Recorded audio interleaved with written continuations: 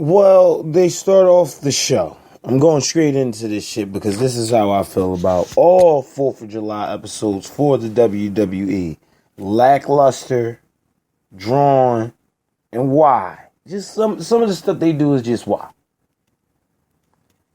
They start off the show with John Cena. John Cena, of course, as always, hyping the crowd, be it a bad reaction or a good reaction. He does not care. We know that, see. But when you, again, then they debut Rusev. So the first day, when Rusev makes his debut, his return, not debut, his return to the WWE, you would think they would highlight Rusev a little bit more. They've been hyping him for so long. You would think he would have got a better highlight than going up against big match John Cena. And this has nothing to do with his match capability. This is all about mic skills. You send Rusev in there with John Cena. The same reason why you didn't send Jinder Mahal in there with John Cena, because you knew what the fuck would happen. Straight out the gate, John Cena hits Rusev with we're not in Bulgaria, so you won't get over here. Like, what the fuck is that? What the fuck is that? Then he challenged him to a flag on the pole match, which is all bullshit, because who still does that? You stick your flag in that over there, and I'm going to stick my flag over here. Who does that? I'm glad Rusev said, no, I'm not going to feed into that. We're going to fight on my terms. And however I want to have this fight, not the way John Cena wants to have the fight. And you pretty much walk away from that segment with, what the fuck? John Cena returned, Rusev returned, they talk some trash, and then they leave. You could at least gave us a brawl or something. Because if this is the direction you're going with Cena and Rusev, again, Rusev is coming back. He's trying to make a name for himself. You could have still did the John Cena angle. You could have still had John Cena come out there hype. But you let Rusev not do anything to Cena? There shouldn't even been talking from Rusev. One, you already got the All-American John Cena. Have Rusev go out there and fuck him up. That's heat alone. On Independence Day. Have him explain why he did it the next episode. Right now, he didn't need a reason. I'm back. Beat the fuck up out of John. Beat John Cena the fuck up. There you go. Another blotch on their behalf. I didn't like this episode of SmackDown. I did not like it. Not at all.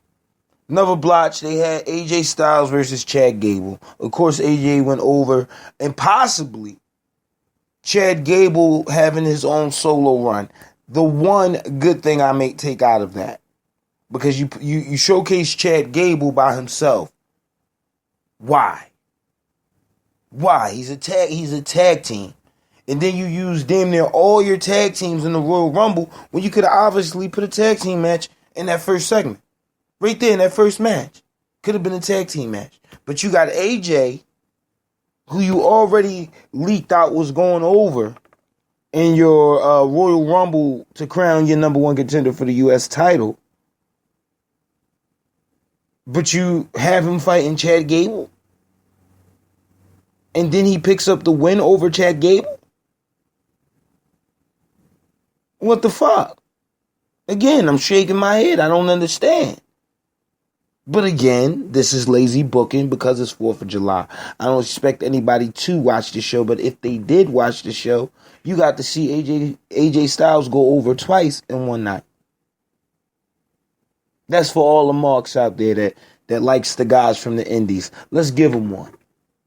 I get it. But it doesn't make fucking sense. Not at all. Then an in-ring segment with Ellsworth, Daniel Bryan, Naomi, and Carmella. Carmella, of course, comes out hyping the crowd, saying that she wants the women in the Money in the Bank ladder match. The first women to ever win it twice. I don't know what the deal is with the number 2 with the WWE. or 3, by the way, but that has nothing to do with me. I'm trying to understand, okay, Carmella won. If she's not going to go up against Naomi tonight, why the fuck is she out there? If anything, she should be in a match or something like that. She's getting in-ring time just to talk shit on the mic.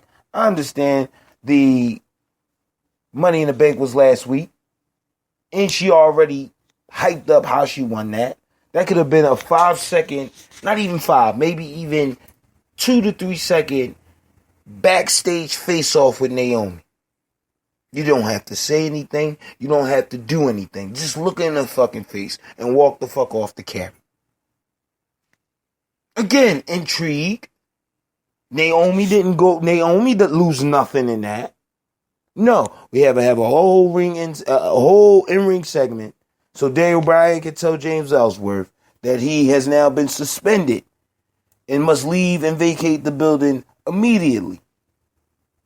Now again, I don't have a problem with that, but what the fuck is the point of doing that if Carmella is not in a wrestling match? Why the fuck is Ellsworth leaving?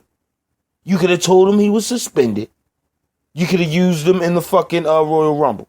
Boom. Boom. Look, listen. You're in the Royal Rumble match tonight. I doubt if you win. After that, you will serve your suspension. Or you will take this healthy fine. You don't have to throw out numbers because WWE, their fines is ridiculous. If you fine James Ellsworth $1,000 and you fine Brock Lesnar for beating the shit out of Randy Orton $500, he just beat the shit out of one of your top guys. And especially in the PG era where you get fined for real blood any fucking way. So are you serious? Of course, you got to put that out there for the media. We won't know the real fine that, Brock served, which was probably nothing. But still, in comparison, you have your Universal Champion who has money. Brock has a lot of fucking money. Taking a $500 hit versus whatever Ellsworth is. Is he a jobber? Is he an enhancement talent? Whatever. You got him eating a $1,000 fine? Oh, it must be that serious. Because he interfered in the women's match. Again, I understand. But make it believable. I don't believe you if you're doing dumb shit like that. Because that just sounds fucking stupid. Moving on. Now, that goes straight into a match with Naomi and Lana. She gets her rematch. That was a quick 5-minute match. Why the fuck is Lana going up against the title? I've been saying it for 3 weeks now. Why is she going for the title? It makes no fucking sense. Tamina comes out, helps Lana get up out the ring. For what reason, I don't know. Maybe she's a new member of the Welcome Committee. I don't know. But curious to see what happens there.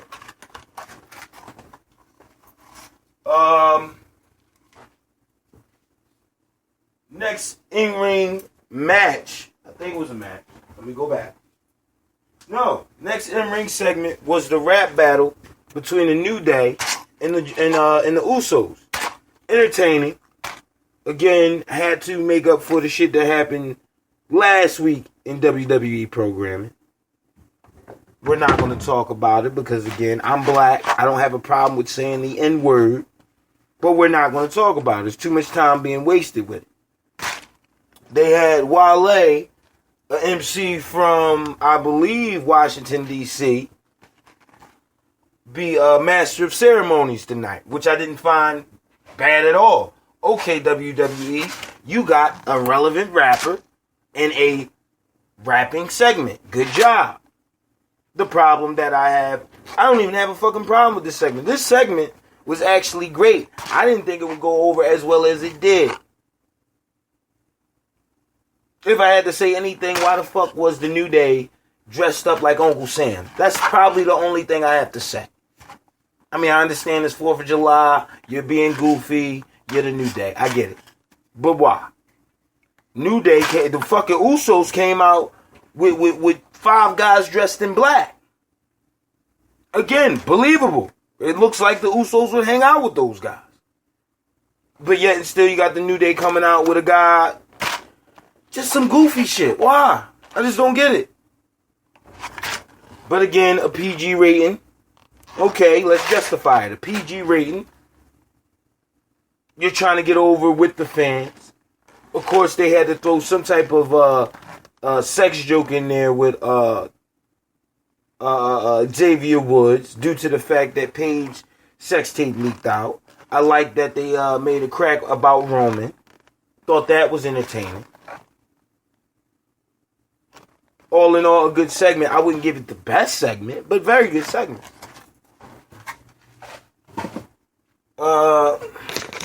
As I pick apart SmackDown. Aiden English versus Randy Orton. Of course, this was a quick match. I don't know why Aiden English is getting any time in the ring. Randy Orton hits him with the RKO. Of course, picks up the win. Jinder Mahal comes out. Of course, talks trash to Randy Orton. Randy Orton comes at Jinder Mahal, explaining to him why he will be the next WWE champion. Same shit. You guys already know this. I think Randy Orton should be heel. I don't have a problem with a good Randy Orton. I like a better heel Randy Orton. That's it. And the 4th of July Battle Royal. I'm not going to go over who all was in it, because it really didn't fucking matter. So, a couple of big things happened. You seen a little dissension in between the hype bros, between Mojo Rawley and Zack Ryder.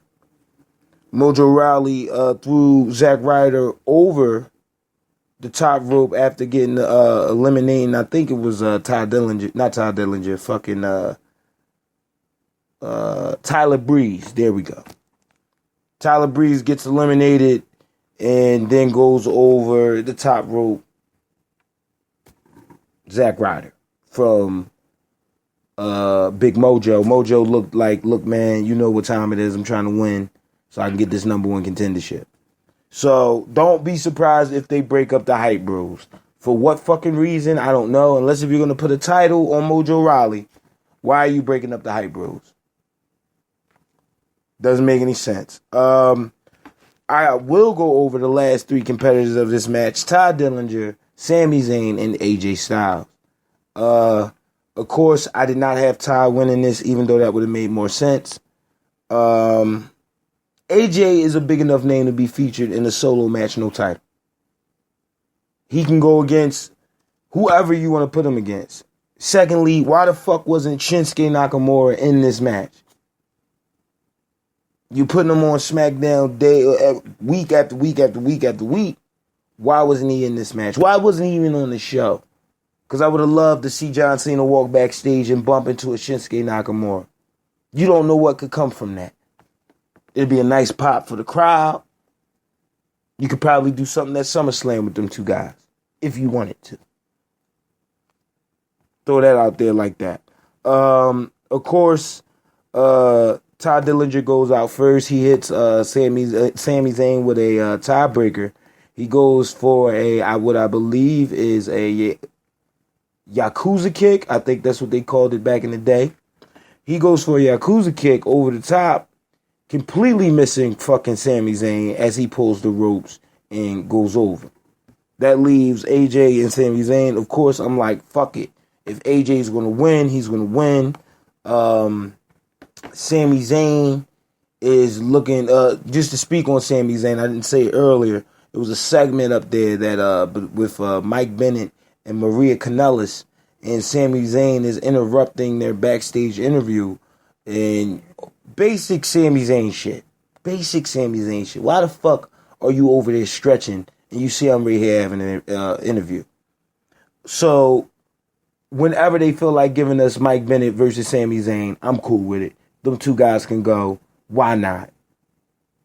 Do something with Mike Bennett. Why wasn't he in the fucking Royal Rumble for the number 1 contender? Right. Maria could be used in the women's division. Right.